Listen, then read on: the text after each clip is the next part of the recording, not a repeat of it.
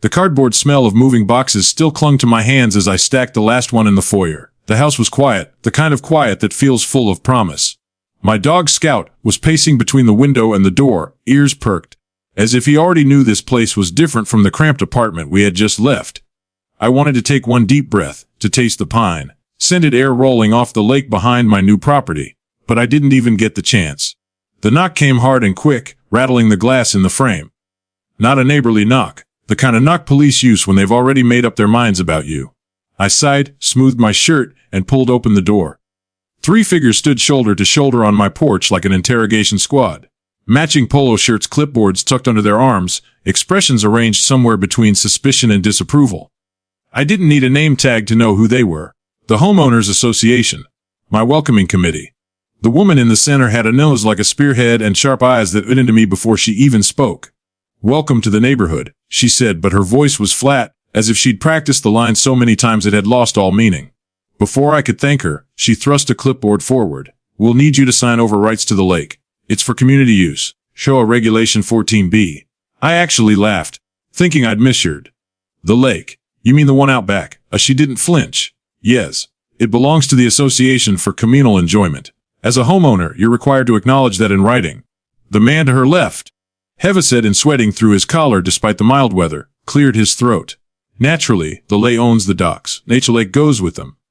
It's just standard procedure. We'll need your compliance immediately." I leaned against the doorframe, trying to process this. I had closed on this property less than 48 hours ago. The realtor had waxed poetic about the lakefront views, the solitude, the fishing rights, all of it spelled out in the legal paperwork I had spent weeks combing through. And here, not 2 minutes into meeting my so-called neighbors, they were already claiming it belonged to them. "I'm sorry," I said carefully, "but I'm not sure that's how property rights work." The third figure, a tall man with thinning hair and the unmistakable air of someone who enjoys lecturing, stepped forward. "Young man, you clearly don't understand the community you've moved into. The HOA maintains this neighborhood. That means landscaping, trash collection, safety standards. The lake falls under our purview as well. Everyone else complies without issue." His words dripped with condescension, like I was a child caught with muddy shoes in a clean house. My dog barked once from behind me, as if echoing my annoyance. "Vlook," I said, keeping my tone polite, "appreciate you stopping by, but I've literally just moved in. I haven't even unpacked a coffee mug yet. Maybe we can revisit this later." The sharp-nosed woman crossed her arms. "It's not optional. You'll find that ignoring HO regulations comes with consequences." "Fine, liens, even foreclosure." There it was, the threat, barely veiled. My stomach tightened, not with fear, but with incredulous amusement. They had no idea who they were talking to, no clue what was in the thick folder of legal documents still sitting on my kitchen counter. I kept my face neutral, though, because part of me was curious just how far they would go with this charade. The Heavisset man dabbed at his forehead with a handkerchief. "You seem like a reasonable guy. It'd be best if you just signed. Save everyone the trouble." I glanced past them to the driveway. Their golf cart was parked there, gleaming white with the HOA's logo on the side, like some official government vehicle. The absurdity of it all made me back a grin. They really believed they were in charge, that their clipboards and matching shirts gave them the authority to march onto my porch and dictate terms. I said finally, keeping my tone casual, "Right now, I need to get back to unpacking." The tall man frowned. "This isn't something you think about. It's something you agree to. Everyone else here respects the system." The sharp-nosed woman leaned in just enough to make it personal. "Don't be difficult. New HOA usually find themselves in good standing. Those who don't." She let the sentence trail off, as though the weight of implication was enough. My patience was thinning. I straightened, letting the doorframe go. "I appreciate your visit," I said, voice firm this time. "Brought me a housewarming pie. I think we're done here." For the first time, her composure cracked. A flush spread across her cheeks, and she snapped her clipboard shut. "We'll be in touch. Expect formal correspondence." The trio turned in unison, marching back to their golf cart like a defeated parade. Scout gave a satisfied bark as they climbed in, the cart buzzing down the street toward the manicured rows of identical houses. I stood there for a moment, the silence of the lake stretching out behind me, the air heavy with pine and possibility. I hadn't even unpacked, and already the HOA had stormed my doorstep demanding a piece of what was mine. Their arrogance was breathtaking, but I wasn't angry. No, if anything, I was entertained. Because the truth was, the lake wasn't theirs to demand. The deed in my possession spelled it out in black and white that I owned it, down to the shoreline, including the very docks the thought gave them authority. They had just revealed their hand without knowing I held all the cards. I closed the door slowly, the corner of my mouth curling into a smile. Let them send their letters. Let them pound on my door again. They thought they controlled me because they controlled the neighborhood. What they didn't know was that the neighborhood's pride and joy, the glittering lake they believed was theirs by divine HOA right, wasn't just behind my house. The envelope arrived on a Thursday, thin and self-important, stamped with the HOA's crest as slid it open with government agency. I slid it open with my thumb while sipping coffee at the kitchen counter. Scout lay at my feet, tail thumping against the tile, as if even he sensed something amusing was inside. The letter was exactly what I expected. Official-sounding jargon, threats of escalating fines, language so stiff and pompous it could have been lifted straight out of a parody. They accused me of non-compliance with community regulations and warned that failure to relinquish rights to the shared water feature would result in legal action. They referred to the lake not as a lake but as a community resource, like it was a swimming pool they'd built with HOA dues. I folded the letter carefully and set it aside. They'd make their move. Time for me to make mine. The next morning, I typed up an invitation. Simple and polite. Dear HOA board, please meet me at the lakeside docks this Saturday at 10 a.m. to clarify ownership rights. Regards, your new neighbor. I printed 3 copies and slipped them into their mailboxes. No threats, no posturing, just an invitation they couldn't refuse. Saturday came bright and crisp, sunlight glittering across the water like spilled diamonds.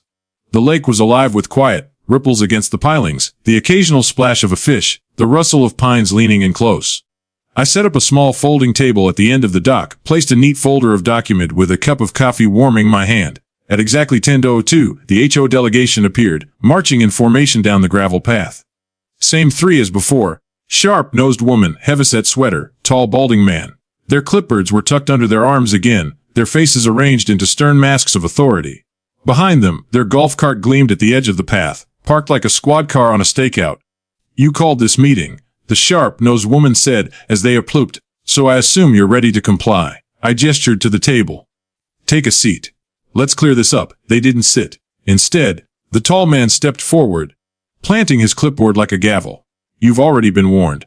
This is your final chance to acknowledge the HOA's jurisdiction over the lake. If you refuse again, we'll have no choice but to escalate. I let their words hang in the air a moment before sliding the folder across the table. Before you escalate, you should read this. The heavyset man hesitated, then cracked the folder open. His eyes darted across the first page, then the second. The color drained from his cheeks. He handed it to the sharp-nosed woman, who snatched it like she already knew it was bad news. What is this supposed to be? She demanded, though her voice lacked its usual sharpness.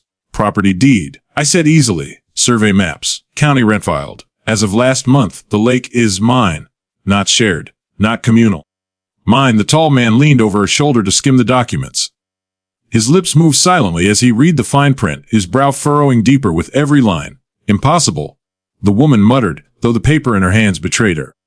The HOA has always controlled this lake. Funny thing about control, I said, sipping my coffee. It only counts if you actually own something. According to the county, you don't own a drop of this water. The docks you're so proud of, they're built on my lake bed. Which means they're technically trespassing. The heavyset man's jaw worked as if he wanted to argue, but no words came out. The tall man straightened abruptly, trying to regain some of his earlier swagger. If this is true, then you're obligated to allow access. Community law, I cut in, laughing softly. There's county law, state law, federal law. Your so-called community law stops at the edge of your manicured lawns. Out here, on this lake, you don't make the rules. I do. The silence that followed was thick, broken only by the gentle slap of water against the dock. Scout padded up beside me, sitting squarely at my feet like a sentry. His presence only added to the effect. I didn't need to raise my documents, and the dog at my heel spoke for me. Finally, the sharp-nosed woman snapped the folder shut, her hands trembling just enough to betray her anger. You think this makes you powerful? You think the HOA will just roll over? I leaned forward, resting my elbows on the table. I don't need you to roll over. I need you to understand. From this point forward, those docks you brag about aren't yours. They sit on my property. I could have them dismantled tomorrow if I felt like it. Or, having the way their faces tightened, I could rent them back to you. At a rate I set. Monthly. Annual. However I choose. Their indignation was almost comical, like children caught stealing cookies and being told have to buy them back with their allowance. You can't be serious, the heavyset man whispered. I'm very serious. You barged into my home on day one demanding something you didn't own.